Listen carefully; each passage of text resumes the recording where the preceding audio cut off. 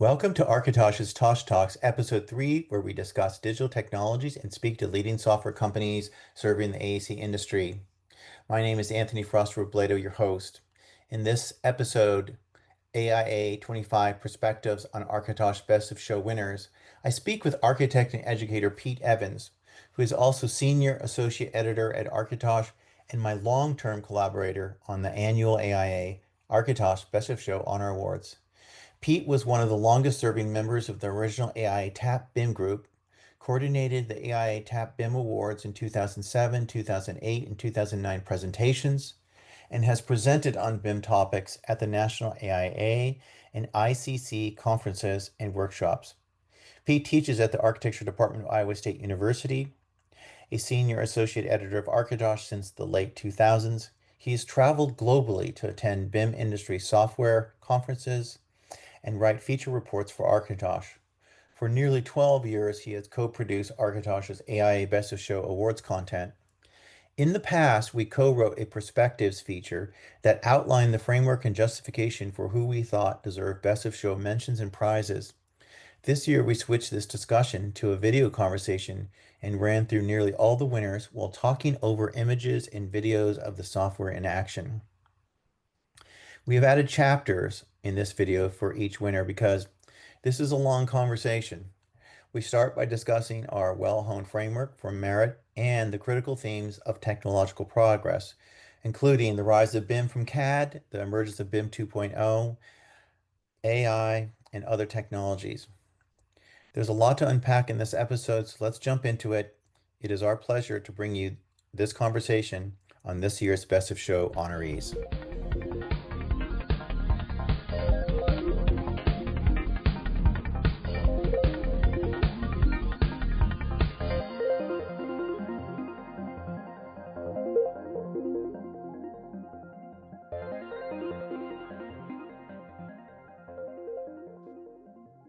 Pete, welcome. Thanks for joining me for what will be the third actually, Tosh Talk. And this will be the first time that we are doing the perspectives piece, not as a feature, but as a kind of live recorded discussion.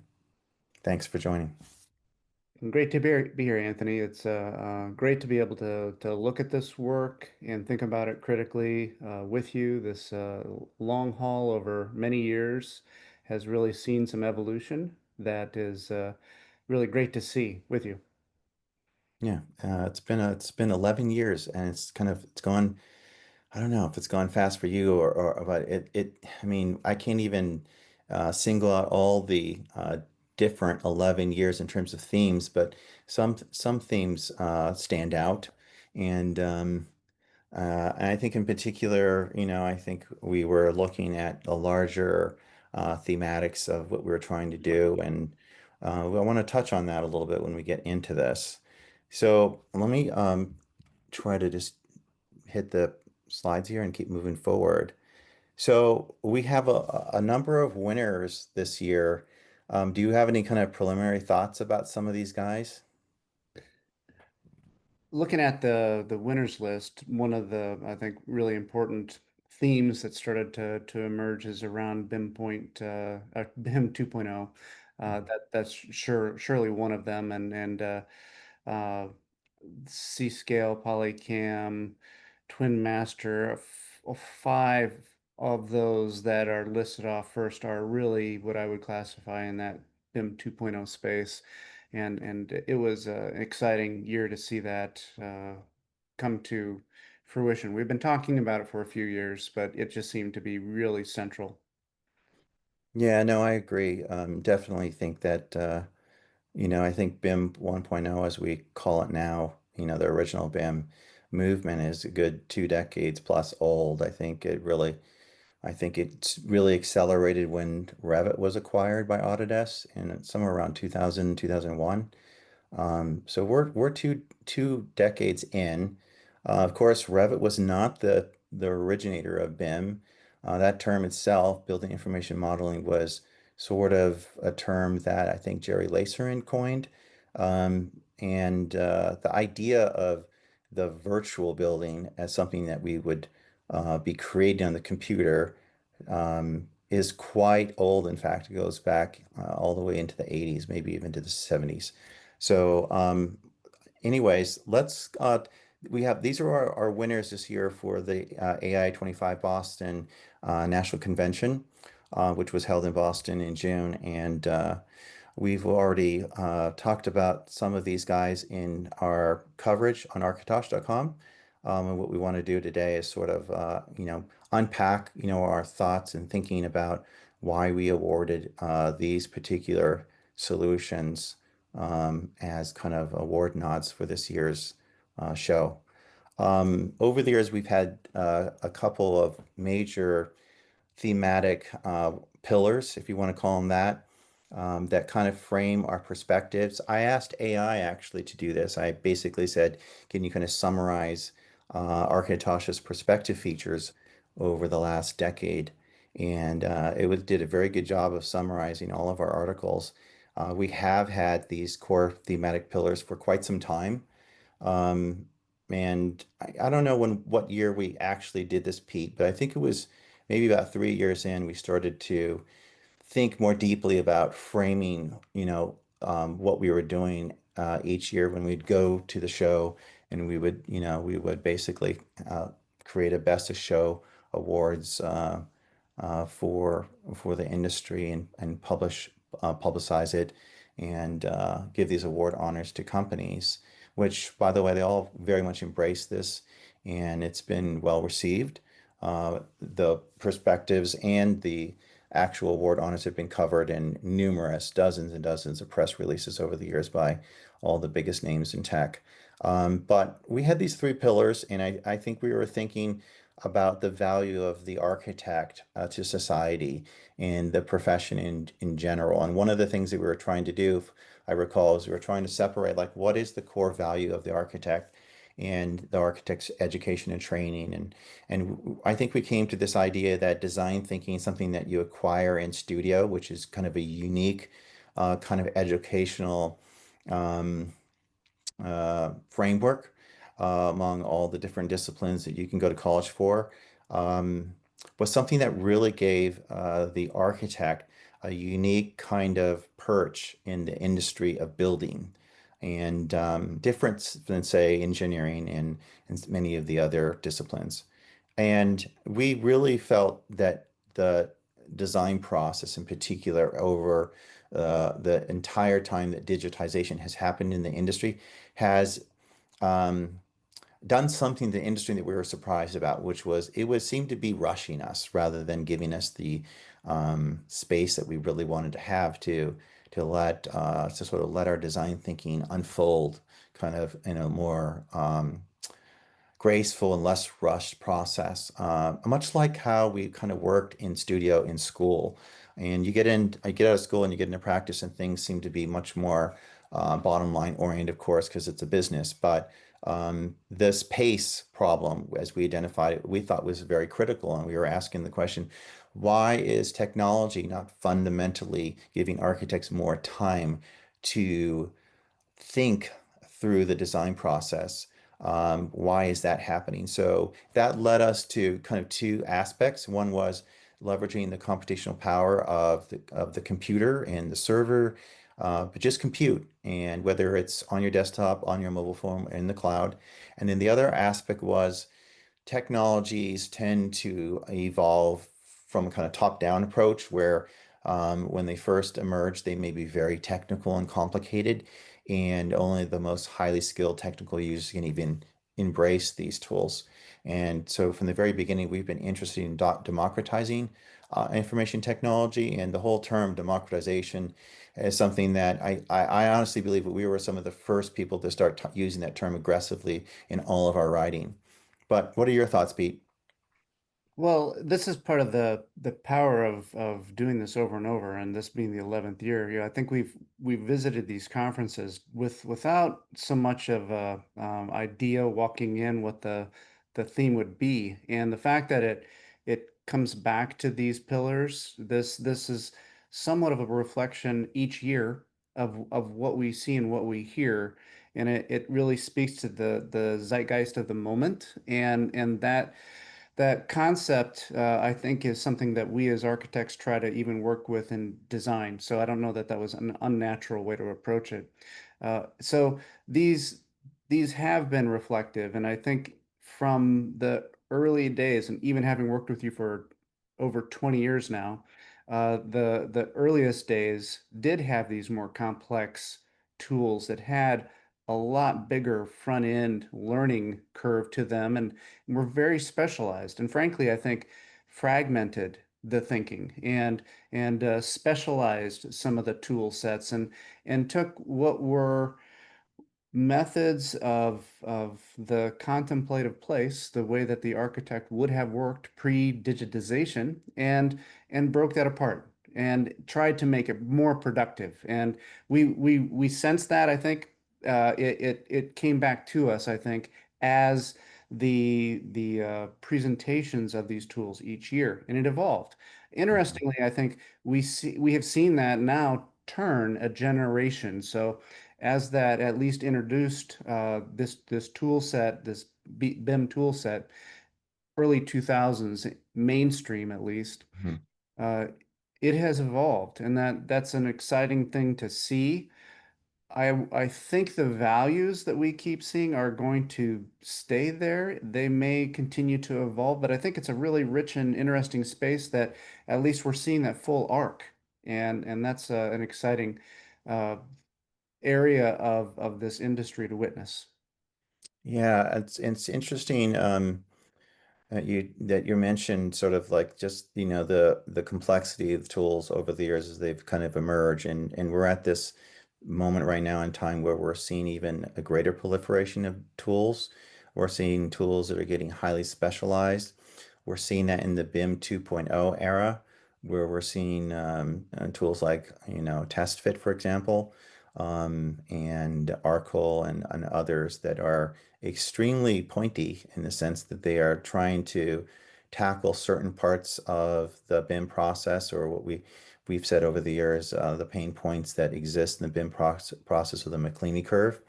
Um, yeah, so you're right. I think these three things continue to matter because if the industry is going to continue to get that design process space continues to get fragmented, then the industry is never going to reach its optimum.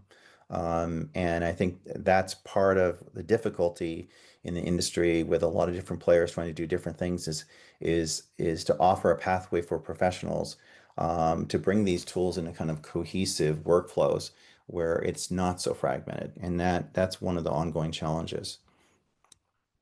So, you know, one of the things that AI also did when I asked the question to kind of summarize our perspectives is it did note some, areas of technological impact. These are really things that we've been talking about for the entire time. Obviously, BIM in the early years, now BIM 2.0 over the last few years. We really think about the BIM process as extending across from even pre-design all the way through construction and beyond. And digital twins is really kind of the other side of the coin to BIM on some level. And then, of course, we've had incredible visualization technologies that have emerged over the last several years. We went through a major phase with AR and VR technologies in the late teens, about 5 or so more years ago. That stuff has kind of dropped off. And then, of course, we're seeing incredible AI technologies now impact visualization at the present. Of course, AI in general is this all-encompassing big theme in society and technology, and we're going to get into that. And lastly, sustainability, embodied carbon, and then this economics of practice are some of the things that kind of round out the themes that we've been talking about over the years. The McLeamy curve, Pete.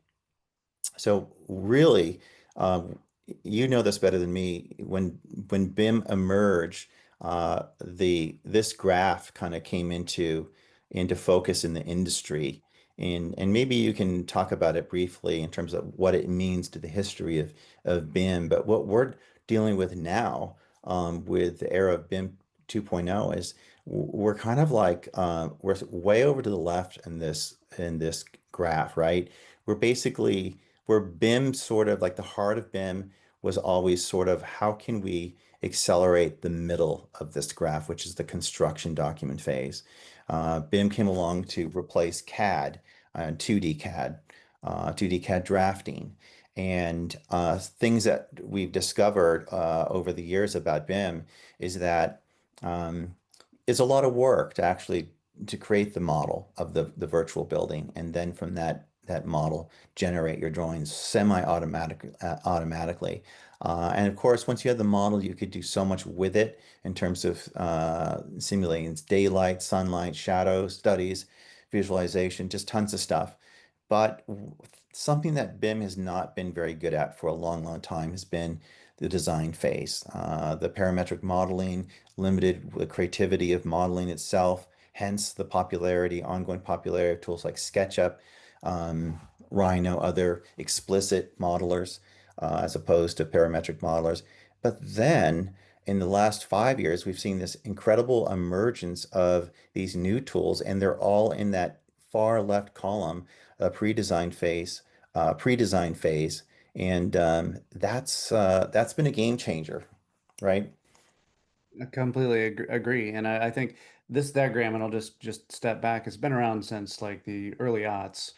And Hmm. Patrick McLeamy put this together to really talk about this idea of where these digital technologies can de-risk and showed some value that starts to predict where we should be trying to look and find these things. And I think to a degree, the idea that BIM 1.0 was chasing did a little of that, but not enough. The product was still the same. It was still a set of drawings, and we're now to a point where I think we have started to really understand the power and potential, and have changed the potential product of design.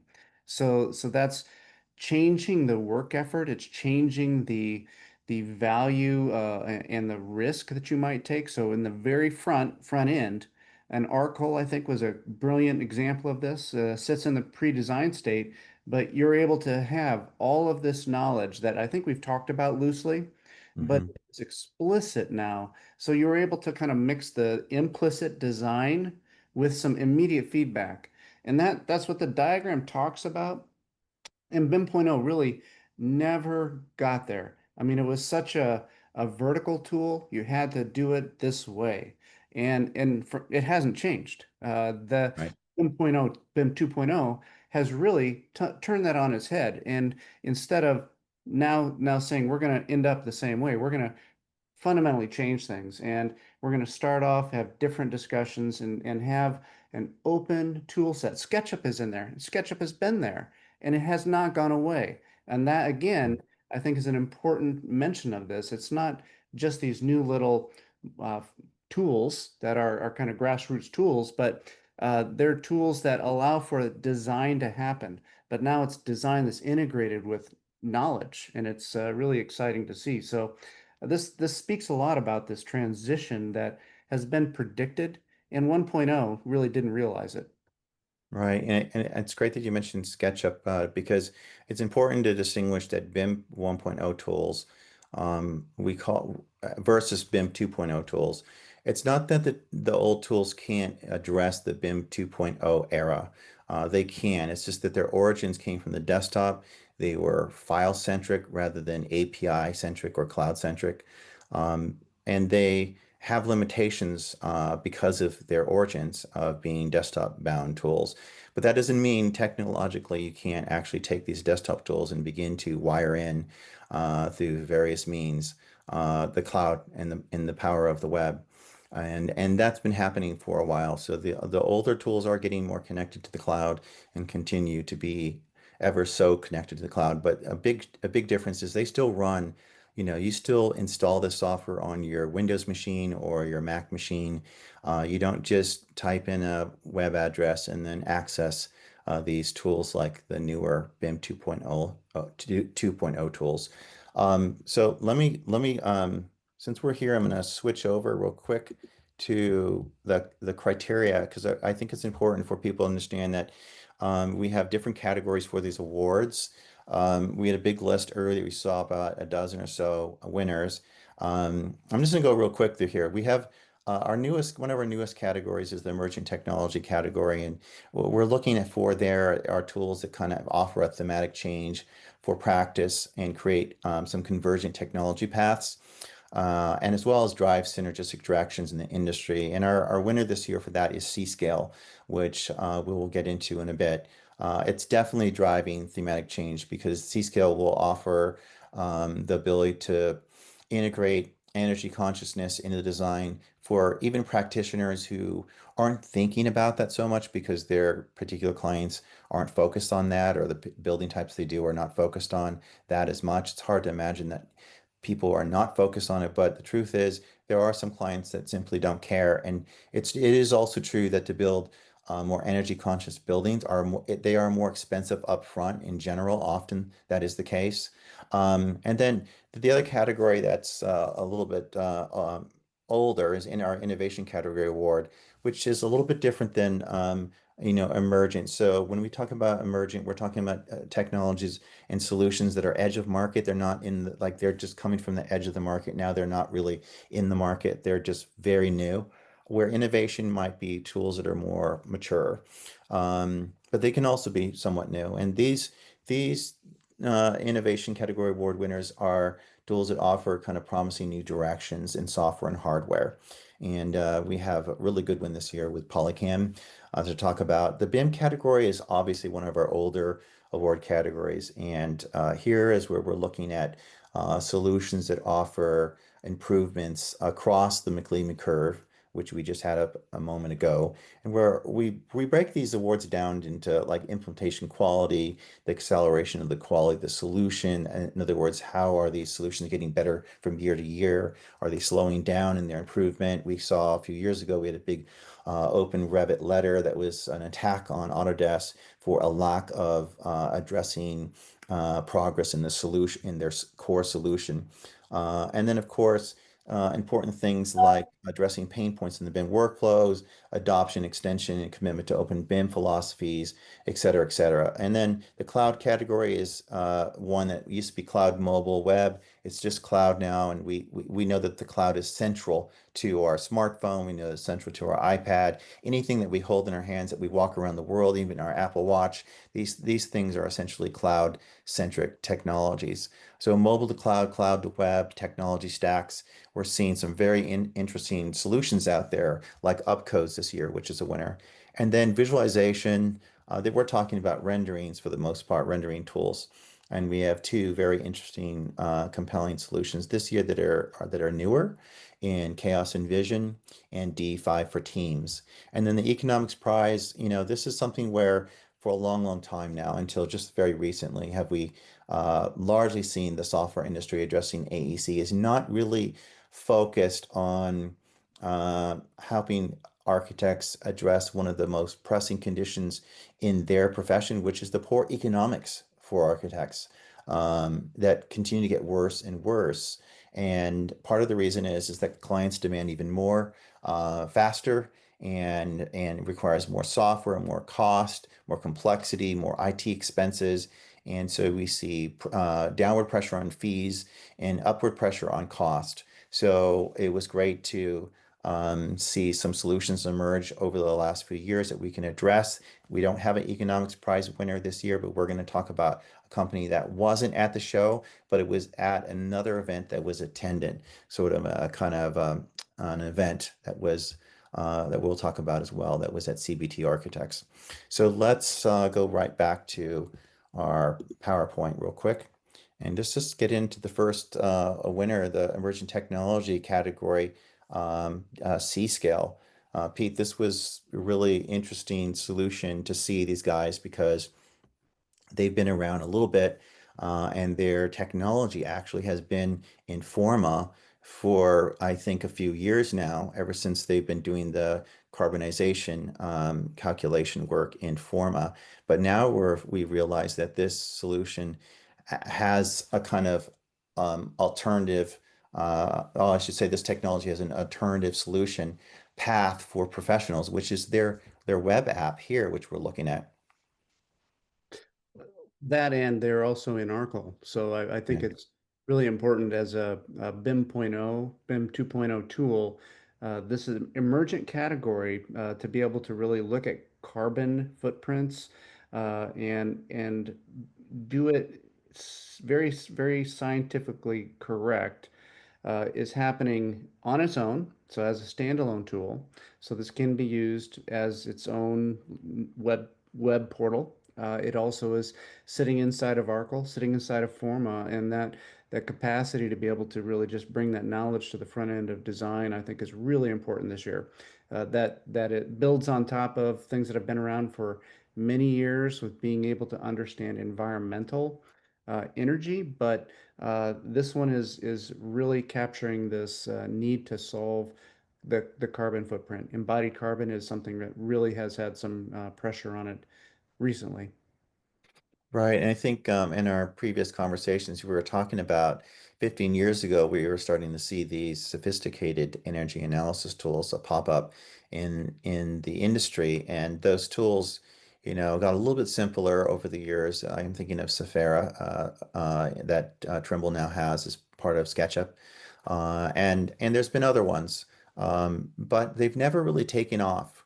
And and so I think there's various reasons why that has been the case, but what's really wonderful about C.Scale is they have this technology that they're able to embed into the new BIM 2.0 tool. So yes, I think even Graphisoft's upcoming Aurora, Project Aurora, which is addressing sort of the Arcols and Formas of the world, so they're competing in that space too, has this technology at its core too.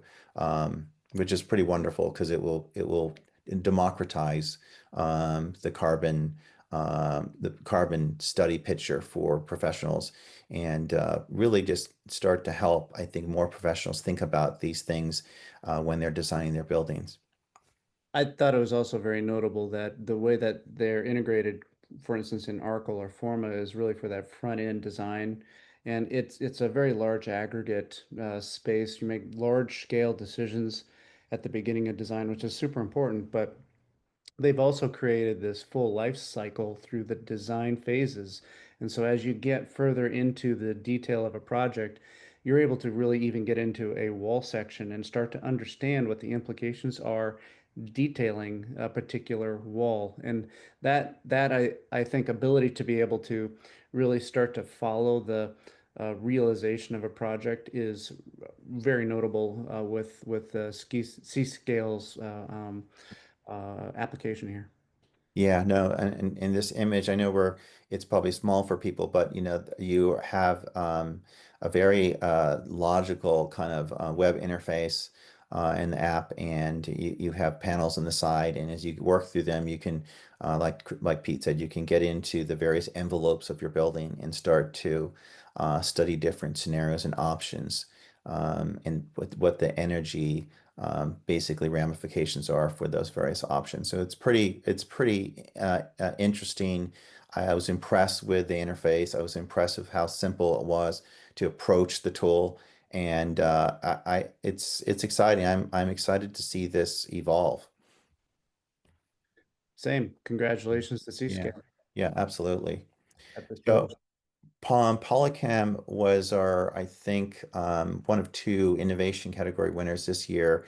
I know that you got over the Polycam booth and spent some time with those folks, and your work at Iowa State is touching on has already touched on um, reality capture, and that's what this tool is. But what's neat about Polycam is they have made a move to the AEC market only recently. They've been around for a while, but Pete, I'll let you kind of elaborate a little bit more about this particular solution. Well, it's a full package of several tools that have been around in different spaces for a while, but they've switched to AEC, seeing the promise of really bringing this existing conditions and reality capture into the hands of the designer and to the professional. And I think they're starting to see some good success with that. It's important to note that they have like a free version. So some of their earlier work has this really interesting social capacity, large catalogs of different visualizations that are just very community oriented. So they're continuing to support that, but then there are also stronger professional levels that you can get into that for me, really make it exciting because you're able to start to combine these sketches and author these and pull them together in what they're calling scenes. Hmm. You're able to really leverage this tool in your hand with LiDAR that you can walk around and capture the existing conditions, Hmm. bring them back to the office so that you don't have to continue to go out. I'd encourage folks to take a look at some of their case studies with some of their national clients talking about some of those efficiencies, and I think that's really important. But Right. also more notably, and I remember seeing this maybe I don't know, 8, 9, 10 years ago, but they're building a capacity. So when you scan it, you can say, I know that this is a space, and it'll actually build the basic elements, which you can then pull into BIM. And you can make that a part of your workflow so that you have the scan, you have this now generated. These are my 3D walls, plans, and even elements. It recognizes things like openings with windows and doors. So the intelligence of these pieces of software is astounding. And I think that Polycam brought it strong. They've integrated these tools in a really powerful manner, being able to do things at a small scale, at a big scale. They also have a photogrammetry engine built in so that you can pull these photos, videos into this new technology space and create these 3D outputs from this reality capture within the engine. And they're even taking that steps further. And I've been talking about this a lot this year, but even with Gaussian splats, which I think is a really interesting and intriguing new space. So Hmm. they're right there, and they've put it in an integrated package that is in the hand of the architect. And again, I think this is now again empowering the architecture, the AEC professional in a way that they hadn't been, got really kind of technical, out of their hands. How do we get this information? How do we make it happen? But now we're back to that analog of you can go into a space with, a pencil and a tape measure like I did many, many years ago, and you can just capture the space, Right. take it back to the office. Yeah. No, I actually have we can bring up their solution on their website here. Uh, there. And what's great about this technology is, for some practitioners, some readers will look at this and say, okay, this looks like other solutions out in the market. That's true. Matterport is one of them. Matterport has special cameras. There's obviously point cloud solutions, but we're talking about a solution where you use your iPhone or your Google device phone, using the LiDAR in these tools now to create these kinds of models. And then converting that imagery, which is pretty accurate, to models that you can then bring into your BIM program. And as you were saying, Pete, what's cool about it is that, you know, this technology is working across different scales and industries. So that product, that shoe could be, it may be for an architect, it's not a shoe. Maybe it is some hardware that's going to go in a door. Maybe it's furniture that's going to go in a room. Maybe it's an appliance that's going to go in a space. And being able to just integrate all these different reality captured models and bring it into this solution is pretty awesome, especially when you're doing it with your phone. Absolutely. Kudos for Polycam for bringing all together, and I'm excited to see beyond Gaussian splats, but definitely a really big arrival. This was their first attendance this year at Hmm. AIA, and I think that it was very purposeful so that they could make sure that the power of this set of tools was here for the profession. Right. And one other note is they also have a solution for Apple's Vision Pro, which we haven't talked about in quite a while. And the Vision Pro is still being made, and there's supposedly a second version on the way, which would be more affordable. And so I don't think we've given up completely on the idea of virtual reality or X reality devices. But it would be pretty amazing to kind of capture a space like this under construction or at any stage and be able to walk around in a Vision Pro, and it would be pretty cool. Completely agree. And those devices are only going to continue to expand the potential of this type of tool. Yeah, Very absolutely. innovative. The other really interesting tool that we saw this year was Twinmaster, and what's groundbreaking about this is it's a digital twin tool. They call it a digital twin tool, but they're thinking of the digital twin as something that is more analogous to, I guess, a BIM model, or they're bringing the digital t twin space up into the front end of the process, where we tend to think of it as sort of a post build process or construction to post build process, and this company is new, and so their solution is coming out later this year. But they're basically integrating AI into an interface where you can prompt um, a whole range of questions to their engine. I think it's ArcE is the name of their AI agent, and there's actually multiple agents, AI agents behind this tool. And what you're seeing in this one image, which was taken from a screenshot at their booth, um, a person is asking them a question at the top there about showing them the 22nd floor and asking them what is sort of the energy efficiency of that floor. And there you can see the results 96% efficient. And then they're asking them a question about where the chiller is and maybe a question about the size of the chiller. And so all of that then is automatically highlighted in the model. So this is a different way of seeing this whole concept is a different way of seeing different things in a model where you text prompt your way to get to those elements in the model, and they are graphically isolated for you. And that's a very exciting thing because right now in traditional BIM tools, if you wanted to isolate objects, you might have to work through numerous palettes. First, set up the isolation in terms of what is the criteria that's isolating something. Maybe you're looking for all fire-rated walls or doors or certain rooms of a certain size and type. And it's not that you're talking to the solution in some kind of quick text prompt or maybe even voice. As we all know, we can talk to ChatGPT now. We don't have to type. We can also talk. So this is exciting to me because of the great efficiency that's just inherent in that kind of AI first or chat GPT like first UI approach. Completely agree. And just even in the idea and concept of bringing all parties to this conversation, this is a whole different way of doing it. If you think about a charrette at the beginning of a project where you have all the stakeholders involved, there's not necessarily everybody bringing CAD or BIM, but you're bringing ideas and being able to have that AI first approach to build the tool around so that the stakeholders all come to the project in a way that they have access to these ideas, I think is really powerful. So again, hats off to uh, Twin Master with this new product. Yeah, no, I'm very excited about it. And you can also ask the AI to even generate model for you. And so, we have these BIM 2.0 tools like Arcol and Forma and TestFit and so forth that quickly enable you to generate quick massing studies and so forth.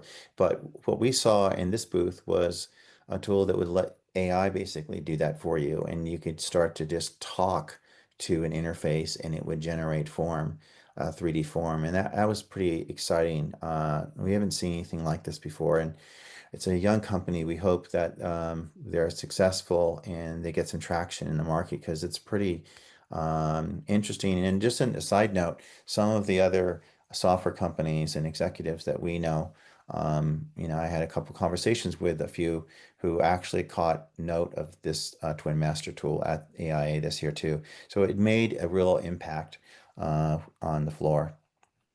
And I would also mention is I think they were calling him or her Archie, which I Oh, thought was Art, it was Archie. Okay, Archie. Yes, and Archie. it is general and generic too, because the idea of this multiple agent and this discussion and this collaboration I thought was really interesting this year. One of the Yes. big Yeah, exactly. Definitely.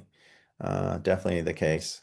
Because when we think about AI in general, how it has emerged at AIA National, last year we saw kind of the first, the beginnings of it, and in some actual tools.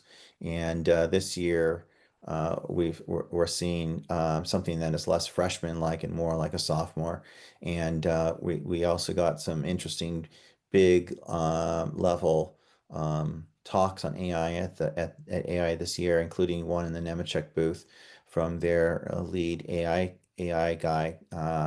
And it was very interesting to sort of um, uh, to hear the different ways in which AI is starting to penetrate these tools at a whole range of different levels.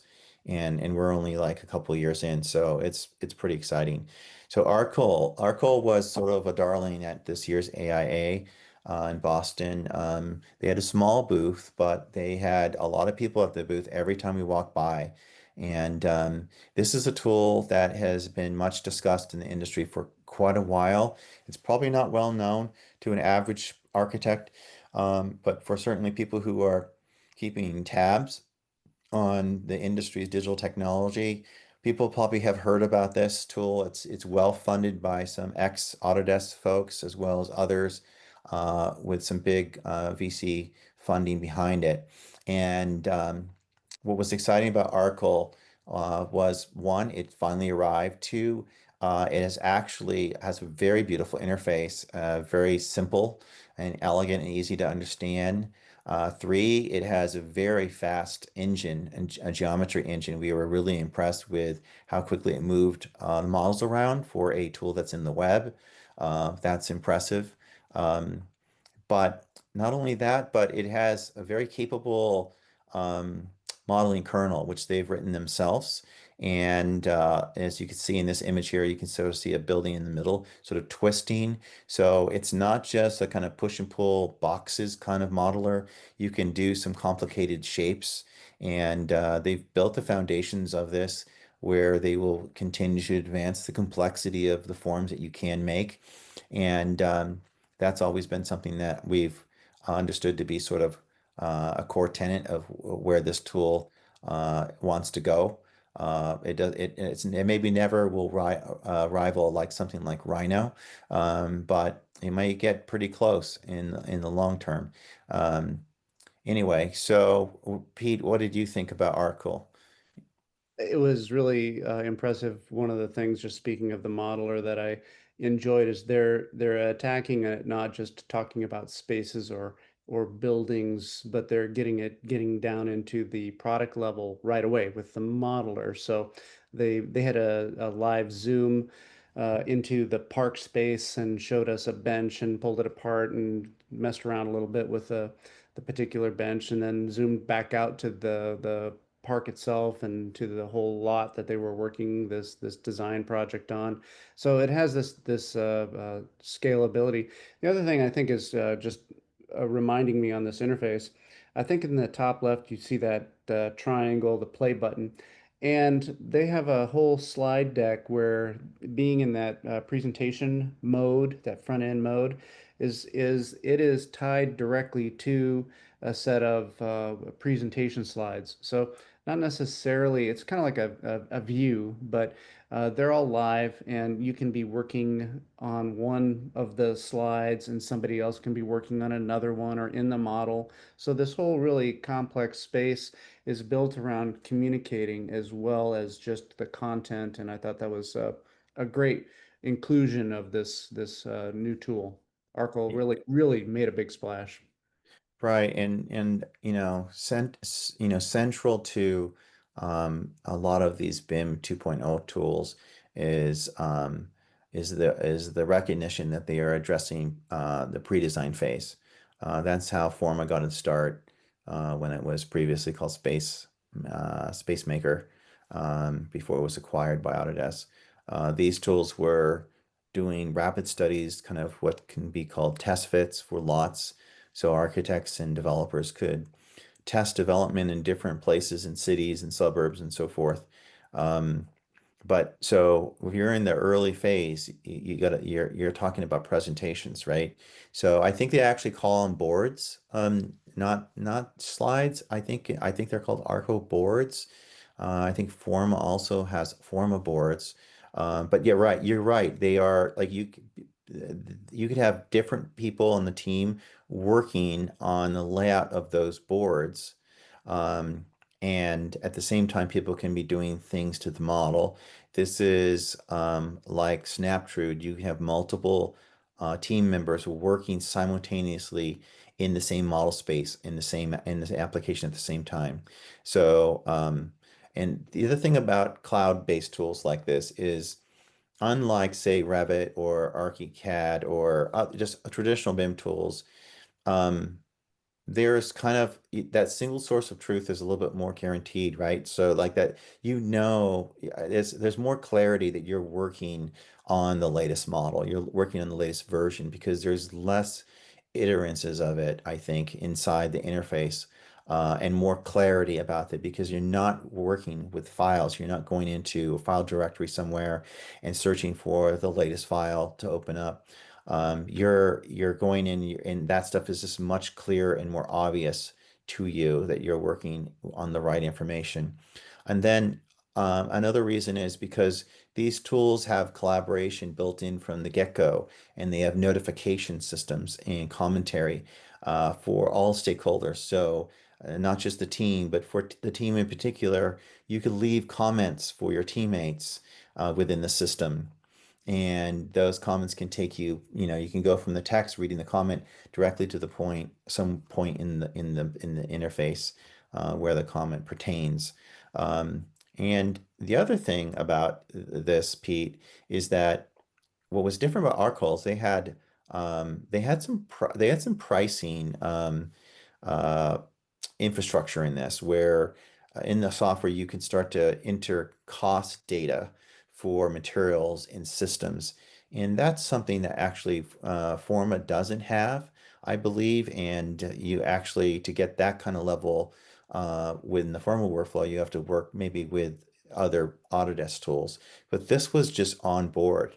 And I thought that was great to see that because I think cost consideration has been missing in the equation for some time now in the design side of the workflow or the McLeamy curve, the earlier phases.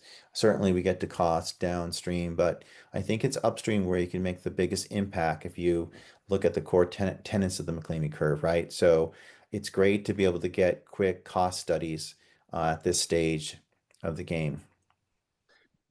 Full agreement. And one of the things I want to just quick note on too is, this is a Mapbox integration. This is a C.Scale integration.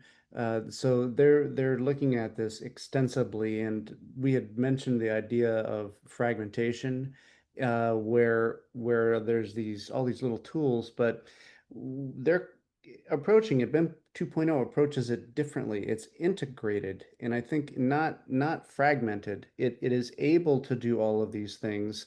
And I believe I remember there was a discussion where you can have custom cost libraries. So as you have the capacity to start to build your own localized set of cost data, you're going to be able to pull those things in and instantly see all of those things together. So again, it's this bigger picture that's creative, that allows for this freedom of thought, but it's pulling in all of these other important considerations so that you are doing something more valuable down the road. All of these things are just instantly checked. Mhm.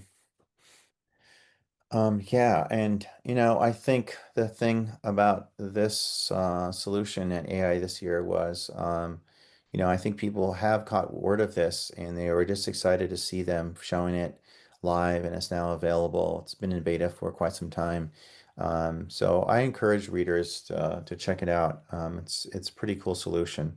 And unlike Forma, which is an Autodesk's ecosystem, these guys are interested in a much broader ecosystem, kind of an all-encompassing ecosystem. So it'll be interesting to see who they begin to build integrations with, and if it travels down that same path as Forma, where they get the same similar, cast of characters in terms of API integrations. Like, will we see like Rhino get integrated into Forma in the way that it is? I'm sorry, Rhino integrated into Arcol in the way it's integrated into Forma, because that will make this a very, very quickly popular system with some key integrations like that.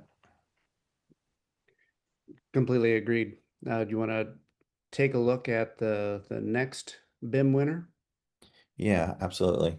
So Revizto, BIM category. We put Revizto in here this year because it is a tool that has been around for a while and is an incredibly powerful tool. And we have written about it briefly in the past, but probably not as much as it probably deserves. And Revizto is essentially a BIM model coordination platform, and it is cloud-based, and it has mobile versions. It can run on the Windows and the Mac. It can run on every platform essentially. And what makes Revizto very special is a number of things. It's built on top of the Unity game engine, which does a lot for it in terms of being able to break the more complicated geometry models that come out of solutions like Revit and ArchiCAD and so forth. And it breaks down in a lighter framework, a 3D framework that is very fast. And and that makes for a very fluid interface. So when you have multiple people in the system trying to coordinate different kinds of BIM models from the engineer to the architect, you have a very fluid workflow no matter how big the models are, the buildings are. So what we're looking at right here is one of its more distinguishing features, which is the ability to integrate 2D drawings into model views, both in vertical plane and horizontal plane. In fact, you tend to see, if you go to their website, you tend to see it more in the horizontal plane format. Um, so in fact, let's do that real quick. I'm just gonna go over here because I actually do have a tab open for Revizto. Let's see.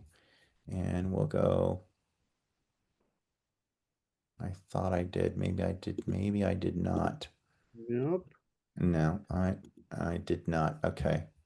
Uh, So I actually, it's in the keynote. Let me go to the next one. Here it is. So this is going to start running in a second. And there you go. There's the 2D plan view coordinated with the 3D model view. That capability, by the way, is not something that is totally novel. Graphisoft actually did it first with BIMX many, many, many years ago. Um, but what we're seeing with Revizto is a tool that is essentially for federating multiple models from a vast variety of sources, from Revit to Vectorworks to Bentley Solutions to SketchUp to Rhino, and accurately putting them together and then enabling different participant stakeholders to coordinate their model with the other stakeholders' model. So whether it's a structural engineer to an architect or the general contractor trying to understand everything together and to check for clash detection, there's clash detection in it. There's coordination, there's issue management. What it is not, and I'll just replay this again, what it is not is it is not a CDE. It's not a common data environment. It's not meant to compete with like Daleks, for example, or Autodesk Construction Cloud, or Trimble Connect, or any of these other solutions like AConnex and so forth. That's not what they're about. In fact, um, by focusing on just BIM model coordination and doing it really well, the idea is that they don't even need to do so much with clash detection because things are going to get coordinated ahead of time. So it's a pretty neat solution, and it kind of stands in its own kind of space, and um, it's built on Unity, like I said. They've added 7 million lines of code on top of Unity. The Unity engine part, what it does is it's the geometry translator part of bringing, through plugins and different solutions, it brings your model out of Vectorworks, SketchUp, Rhino, Revit, what have you, into the Revizto. Streamlines that geometry so that it can be very, very fast. And and of course, the Unity engine is not only doing that part of the geometry work, but it's also democratizing it for multiple platforms because Unity is a gaming engine that is serving games across every device out there underneath the sun. And then the other thing about this is these guys claim that they have the most powerful BIM model viewing technology in existence, partly due to their code and also, of course, Unity. And so they're saying that they can handle BIM, huge, massive, terabytes worth of BIM data in their solution that would just bring down and crash rival solutions in the market. We haven't tested that ourselves, but this is what they tell us. I certainly remember seeing these game engines really making a splash, both Unreal and Unity coming in directly to the conference years ago. And it was a clarion to just really understand that the limitations that we knew were in BIM 1.0 were not really going to be the future of this type of space. These game engines are just too powerful. They're just too ubiquitous. They can, bring all of these things together and distribute them everywhere. So this is, I think, one of the really successes of that type of integration. Right. In the game engines, there's Unity and there's Unreal, and you have two giants in the industry, and sort of you know, a death match, if you will, fighting for dominance in a market that's larger than AAC, the digital AAC market, and that's the world of games. And so, yes, these, with that kind of money and continued investment and heightened competition, it makes sense that the game engines would just be some of the fastest technology out there because everyone wants a faster game, everyone wants a more sophisticated game, a more realistic game. And so I think the game engine technology has been an awesome thing for the AAC industry, and I wish more solutions would be out there that would engage with that technology because I think we'd see improvement in many different areas. So speaking of BIM and engineers, it's great to see also SketchUp's evolving trajectory. And we put this in the BIM category this year. Maybe you can explain sort of, I know you had an in-depth meeting with them at AIA. Kind of unpack that for us. So we've really talked a lot about, and again, this is a combination of these grassroots BIM 2.0 solutions and then also these BIM 1.0 as well. And SketchUp has been there the whole time, where they have really started to create this much stronger front end tool that integrates.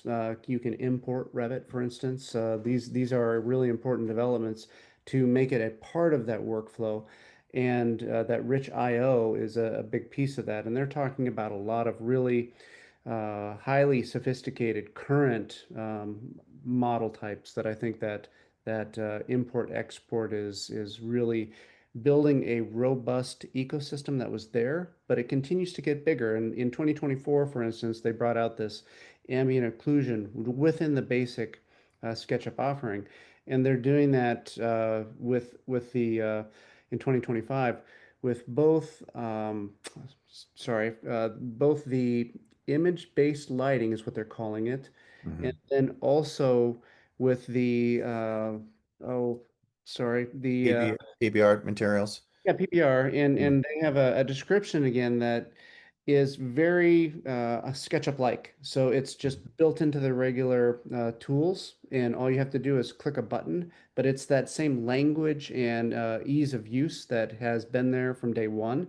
So you can build this up and have the 3D warehouse reflect products and pieces and parts. You can even build your own that are all now AO, PBR, and HDRI ready in a SketchUp language and ease of use, and then just can push that down the pipeline. So I think it's a really great continuation of this stalwart in the industry that understands how the front end is so important and this pre-design or design space, the ease of use, and they continue to make it more sophisticated every year.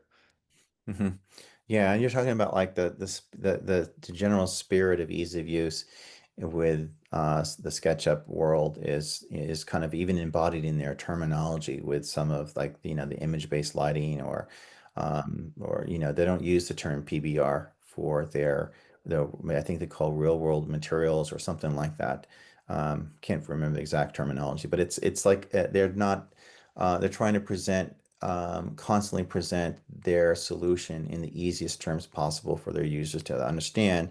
At the same time, what some of the things I noted this year that were special and warranted the BIM category were not just progress with IFC, but the ability to bring in Revit models now into the SketchUp stack. And like in this image here, we're seeing IFC, but it could easily be Revit as well.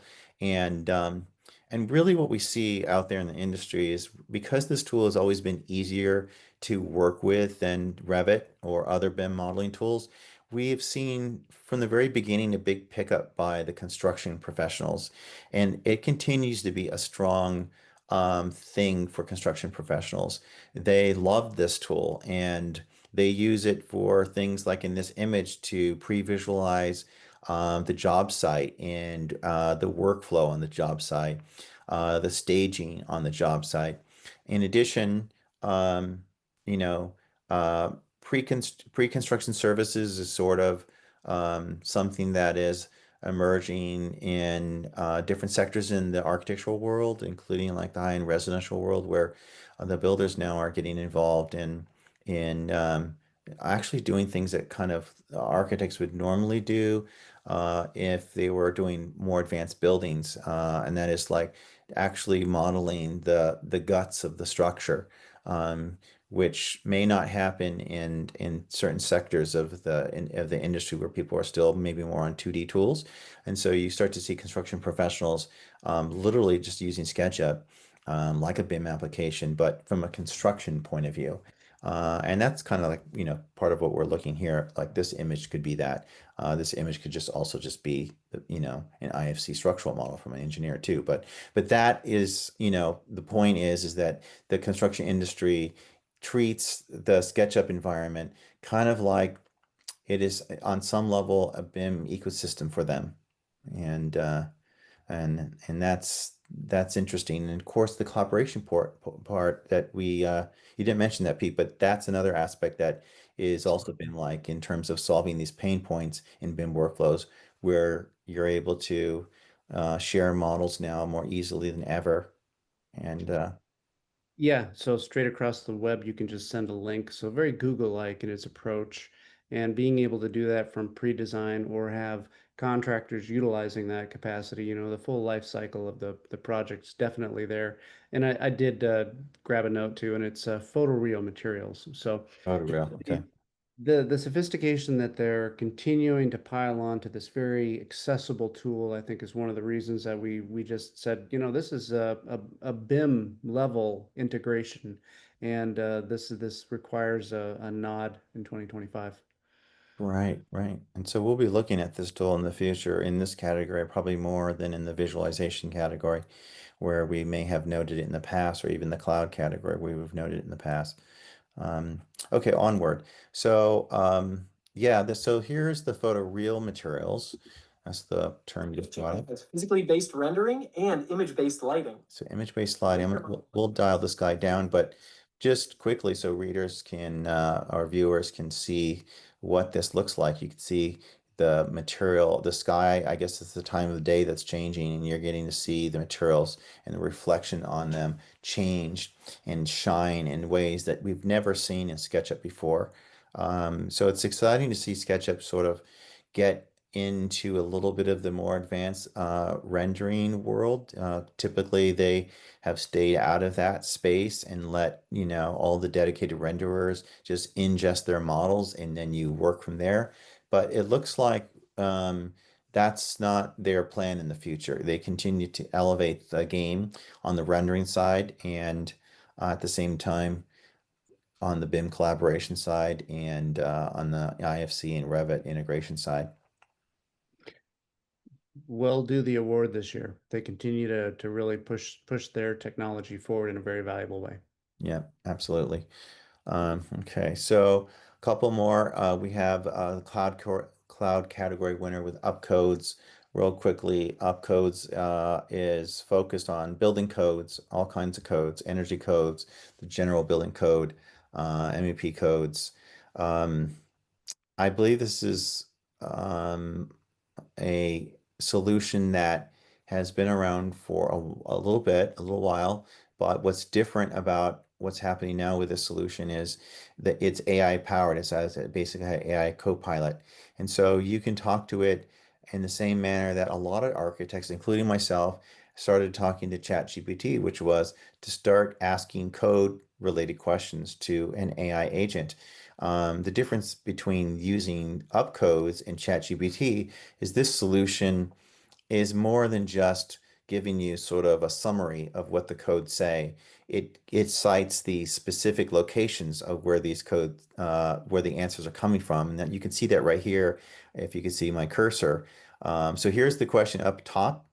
I have a parking lot with 200 spaces. How many van accessible spaces do I need? And then it breaks that problem down. Um, and it does more than that. So let me just go over to a web tab real quick and we can get into UpCodes. And so in addition to sort of the Copilot AI, which was going to rapidly help find the relevant code sections for you, you put in where your project's located, wherever it is in the world. It then finds all the relevant codes that apply to you, including like in the US, including where you have model codes, you will also have a lot of supplements that are more local, and it will put all those together for you so you understand what are the latest versions of codes that are enforced that apply to your project. And they have something else, which is they have diagrams, detailed code diagrams, which are always really useful. And you can get some of this stuff in the illustrated versions of building codes, like the international codes books have these more illustrative, um, diagrammatic focused versions of the code that sort of explain the code in more common language and with diagrams. But here you get the same kind of thing, and then of course there's another component to all of this, right, Pete, which has to do with like building materials and systems and so forth. Yeah, the AI takes that even further with the whole system, so it can start to give you products that fall into the systems that work within the codes. So it has this full circle discussion that you can have with it and understand through the diagrams much better, much more articulate, and then also with the products that are appropriate. So really giving you a way to get this explicit, this project explicit. Yeah, no, I think this is a wonderful development in the industry. The codes are hardly an architect's favorite thing to do. They're probably one of our least favorite things to do. So anything to accelerate that kind of work in the workflow is fantastic. We open our discussion talking about having more time for the design process. So everything that takes away from the design process, or we have to know our constraints, obviously, as architects, and we start, by researching codes and by the zoning codes and the other ordinances that are all pertinent, so we know what the game rules are for our project. So this can really accelerate that and get us, buy us more time for the funner parts of what we do. Completely agree. So I think there was another image here. So you can kind of see kind of blow up of sort of, here's some, upcode diagrams that the AI engine is not drawing these per se yet. Maybe it will at some point in the future. I think you and I had a discussion earlier about, if this code, um, if they could develop a code engine in the same way that C.Scale developed embodied carbon engine that can be embedded into tools like Arcol and Forma and other BIM 2.0 tools. We could imagine, Pete and I could imagine that such an engine, if it was to be developed, could also be embedded in some of those other tools as well. And that would, again, be an appropriate spot to start to see how this is why, the whole technology in the industry is changing, because these cloud-based solutions work through APIs, and they basically, these application programming interfaces can talk to each other. So you can get applications communicating to each other, and they kind of build a larger, richer ecosystem of possibilities. Okay. So, Yeah, and it was really clear being able to see the differences between AI last year and this year to really be able to easily project that in the very near term. Right. So, okay, we have a couple more, and this is our last category, visualization. And the winners this year, in our view, were the Chaos Envision product, which is brand new. And then the second one is D5 for Teams. I'll just briefly talk about this. And in essence, Envision, which is brand new this year, is the way they talk about it, they'll say it is Enscape on steroids. In what way is it on steroids? Well, first of all, it has a different rendering engine in it. So it is a ray traced engine. It's more realistic looking. It's not quite at the level of V-Ray, but very, very close. V-Ray is still the ultimate in terms of that visual quality for the most photorealistic imagery, but Envision produces pretty stunning results.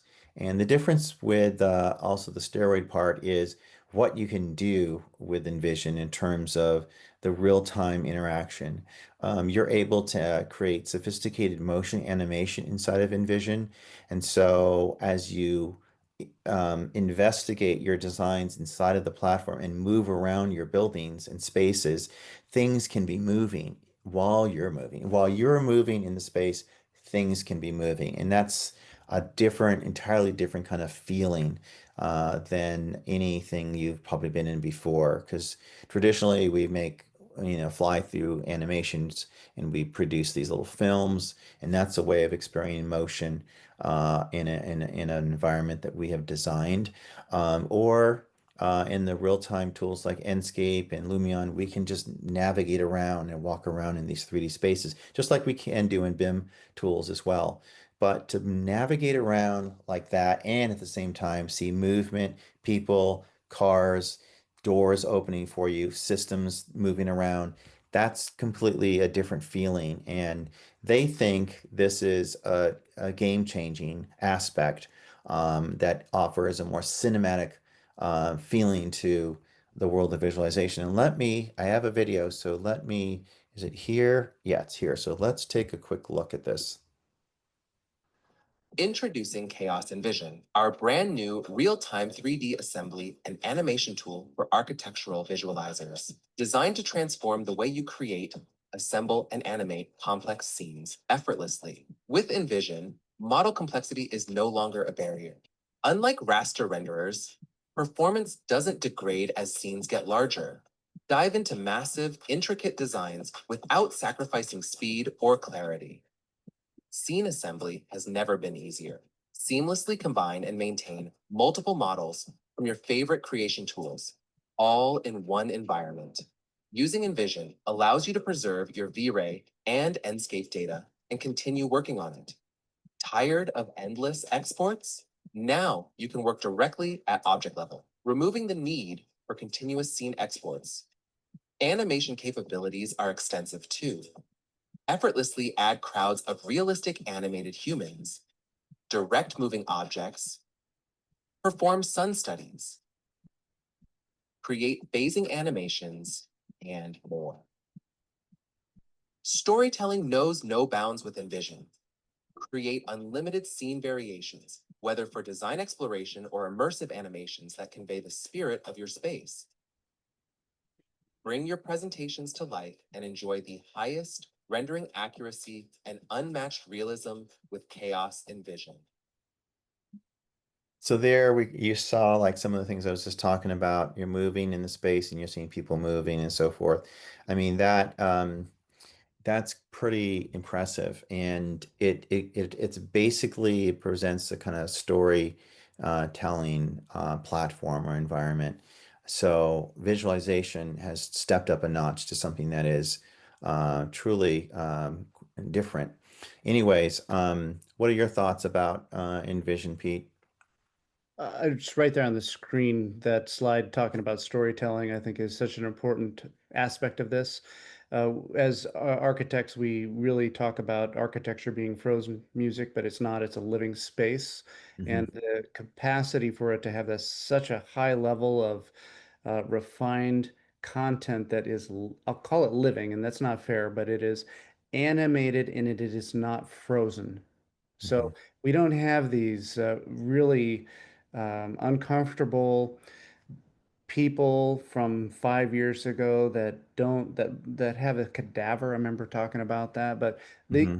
this is talking about things that feel comfortable, and they're communicating nature even that is localized, that feels appropriate, that is telling a story, and being able to take the context and the capabilities that this provides into the office of the designers, having that local conversation, communication power really does, I think, provide architecture a new space to operate.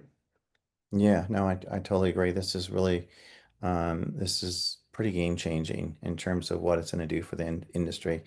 And I do see that they missed an I in their little, they have a little typo in their video there. But okay, so the last one is D5 for Teams. Do you want to talk about that a bit?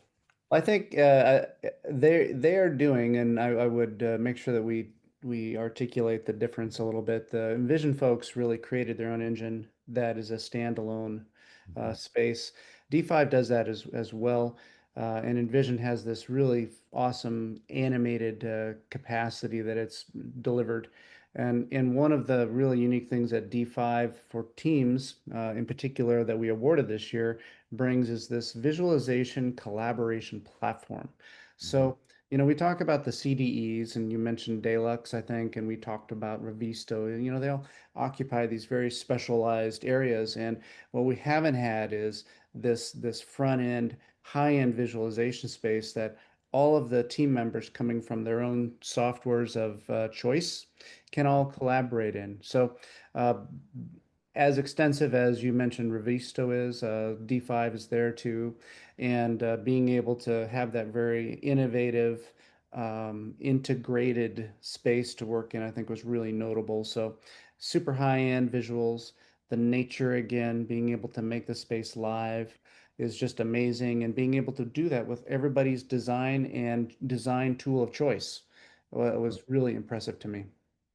Yeah, no, I'm sorry I missed that, seeing that with you, but it's the nature of us splitting up because there's so many good technology vendors now at the AI convention. So, which is why architects need to attend. If you care about digital technologies, you try to get to an AI convention.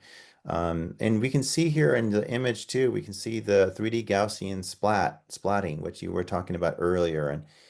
And how important that is. And so going back to Polycam for a moment, there's the tie-in. You get a drone and you get Polycam on a camera on a drone, or you're taking the footage from a drone and dropping it into Polycam. You can create these Gaussian splats, which are context for models. And then you could drop them into D5 for Teams, and probably D5 in general, probably the regular version of D5 perhaps, but pretty Yeah, and impressive. I don't want to dive into detail. I think that's a whole nother conversation, but the level of combining all of these things this year, again, integrating these and making such a powerful set of tools that the architect has in hand, again, I thought was a really powerful theme this year, be it BIM 2.0 or AI. Hmm. Yeah, I agree. So, we don't have an economics prize winner this year, but if we did, it would probably want to go to BIMBeats, but BIMBeats was not at AIA. It was actually at another event that was held at CBT Architects in Boston, in a special event that that firm organized for selected guests who were invited to go to this event, which had numerous technology companies there, including some of the biggest names that were there sponsoring. I think Nemetschek was the headline sponsor of their event at CBT, but also I think everyone from I think our Autodesk was a sponsor. There were just a whole range of companies there that were sponsoring that event, smaller vendors, and one of them was this company called BIMBeats. And I'm gonna first skip down here to this is an image from BIMBeats here, and if I click on it, we can see a slightly bigger view. And what BIMBeats does is it is a measurement and monitoring application that can provide you diagnostic data across your applications. Not all of them, but many of them, from Bluebeam to Revit. And it gives you insight on a dashboard level to understand things like when BIM model files are bogging down, or the pace of use, or the total percentage of use of various applications that are common and typical in an architect's office, and things that bear down on hardware performance with these applications, so that users and firms can get an insight into basically things that they've never had an insight into, which is sort of, the numerical data of their application uses and their digital hardware. And it's exciting to me because for architects to begin to measure and improve their economic situation, um, I think they need to do a range of things. And some of the things they need to do is they need to optimize their applications and hardware at the highest level. And if architects are using tools, for instance, if most of the architects are using Revit, but very, very few of them ever touch a rendering tool, then those workstations probably don't need to have the graphics cards that you would normally want associated with the rendering tools. You would configure memory different. You would do many different things differently. Um, if you're using ArchiCAD, which leverages multi-cores at a level that's much above most of the other BIM players, including Revit, then you would configure your hardware differently, so you're maybe are using more cores and slower frequencies on your CPUs or your main chips. So having that kind of insight on the application front, knowing when Revit models get bogged down, or knowing the average time that your Revit models are taking to open, these things help the digital practice managers have insight that they can then make different choices with going forward that can help optimize the firm. Such an important area. I think we talk about this even at the beginning, Anthony, about pain points. And this is one that's not solved. And it definitely fits into being able to shift gears in a firm to a different business model. You have to understand and measure what is going on. So the integral nature that these tools play for everybody's different roles and responsibilities can really light up a really important picture. Yeah, absolutely. And and this theme of measurement has been something that um, has been written about on Architosh for quite a while, and this graphic on that BIMBeats graphic is coming from our latest issue, Espresso number 40. No, not 46. It's actually, what would it be, number 53. And in the conversations and signals section, just a brief section, I started to write about, some of the past articles when we talked about the importance of measurement. And so in issue number 46, an important article was called "Average CAD BIM Skills Are Too Low, Why They Should Raise, and How to Conceptually Assess." And that was another kind of attempt at yardsticking, skill levels in CAD and BIM tools. And this graphic here, which I'll blow up, was an attempt to kind of graph out that assessment of skill levels. And I've been putting this in front of many, many firms that we talked to over the years, and they've been looking at this scale of A to Z and across 6 different groups. 3 fundamental groups: beginners and 2 levels, intermediate users at 2 levels, and experts at 2 levels. And where the average skill levels for most firms are is sort of in this green box here, kind of between J and O. And this blue line is meant to indicate sort of the production capacity or speed of performance factor between users that are beginners and users that are intermediate and users that are advanced. And while this curve will vary for everyone and for every firm across different contexts, the reality is that no one is measuring this. No one is taking this measurement seriously enough.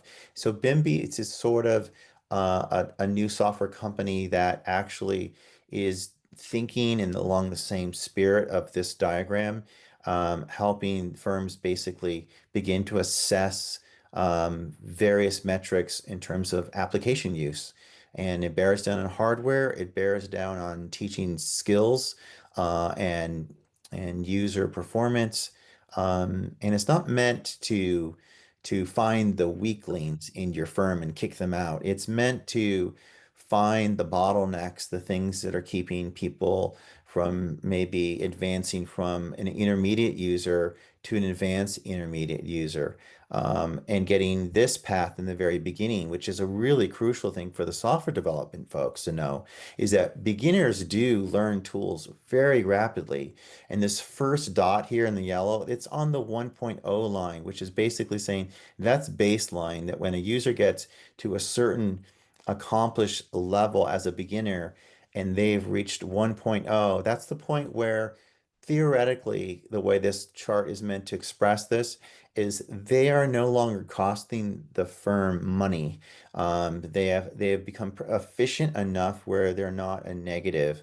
And then from there, there's growth, of course, and you continue to grow rapidly as you're using a tool and become a more advanced beginner. And then at some point, most people begin to plateau across the intermediate stage because they learn one or two ways to do something when all these tools offer many more than that often. And the more advanced users are users that essentially know not only that there are many different ways of doing things, but they are wise to know which one to use in different context. And of course, expert users are users that have gained advanced skills and customization of tools and scripting and just very advanced modeling skills so they can do even more. But that's exciting. I was very heartened and to see BIMBeats, at least close to the AI show this year. They weren't on it, but they were very close. And if they were on it, we would have definitely wanted to give them a prize, the economics prize, because I think they have a very exciting new solution. Completely agree. And I think it was just exciting in general to have that event happening at CBT Architects, where you had these BIM 1.0, 2.0, all of these different Goliaths, yet also these grassroots things happening at the same time. Felt really celebratory in a way at AIA, even if it wasn't a AIA event, that it was happening. And this year it felt a little different. And that was a really neat sign to see all of that stuff celebrating these new ways of trying to do work and work within architecture. So definitely a good year at AIA 25. Yeah, absolutely, definitely. Well, thanks a lot, Pete, for the conversation, and I look forward to covering, the next AI with you.